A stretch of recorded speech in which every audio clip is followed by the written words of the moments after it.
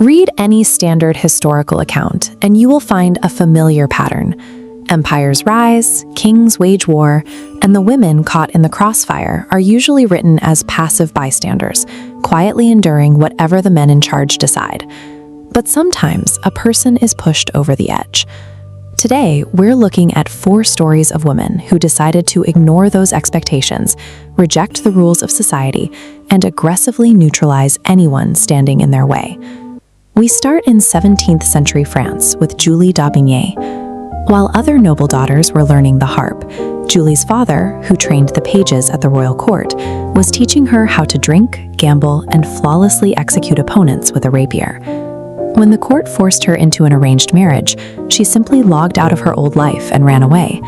Later, after her wealthy girlfriend's parents locked their daughter in a countryside convent to keep them apart, Julie took a rather extreme approach.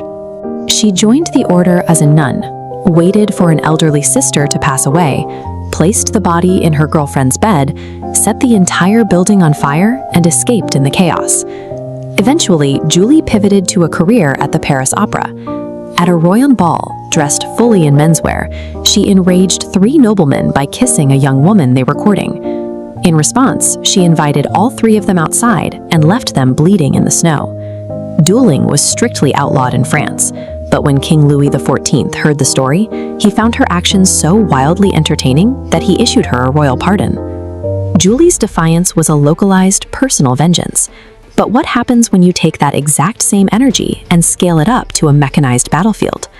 In 1943, a Soviet military wife named Maria Oktyabrskaya received an agonizing letter. It took 2 years to reach her, but it confirmed her beloved husband had been killed early in the German invasion of Kiev. Instead of collapsing in grief, Maria sold absolutely everything she owned. She donated the cash directly to the Red Army to build this T-34 tank, including one non-negotiable demand. She would be the one driving it. The Defense Committee agreed. Her tank, proudly painted with the words "Fighting Girlfriend," deployed near Smolensk. She aggressively piloted it through chaos, obliterating German positions, until a shell blew out her treads. Standard protocol says you sit still and wait for extraction. Maria ignored protocol, popped the hatch, and physically rushed out into the heavy Nazi crossfire to manually repair the heavy metal tracks herself. She survived that battle, but a final repair mission under fire eventually cost her her life. For her unhinged tour of vengeance, she was posthumously awarded the Hero of the Soviet Union, the absolute highest military distinction available. Maria weaponized her personal grief into a literal war machine. But an entire city of untrained women proved that same desperation could repel a professional army. This diagram visualizes a severe mathematical disadvantage during the 1552 siege of Eger. Inside the Hungarian fortress, Captain István Dobó had just over 2,000 men. Marching toward them were 40,000 highly trained troops of the Ottoman Empire. As Ottoman cannons ripped into the walls, the peasant women sheltering inside looked at their children. They calculated the exact horrors the invading army would inflict if those walls failed. With zero armor and no military training, these women scrambled directly into the crossfire, dumping massive cauldrons of boiling tar onto the climbing attackers. When the tar ran out, they picked up discarded swords and stepped in to fight hand to hand. The sheer ferocity of this untrained resistance broke the Ottomans. Disease spread, ammunition dwindled, and the invading troops became too terrified to face the defenders, forcing an impossible retreat. The women of Eger proved that collective desperation could break a siege. Our final story looks at a woman who decided to conquer an empire of her own. In the early 1800s, Ching Shih leveraged her way out of a floating brothel to become an equal partner in a powerful pirate fleet.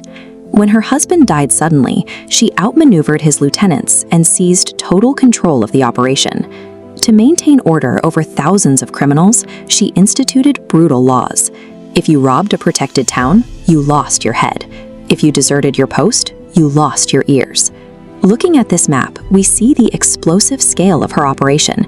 She commanded 80,000 heavily armed pirates across 1,500 ships, completely crippling local trade.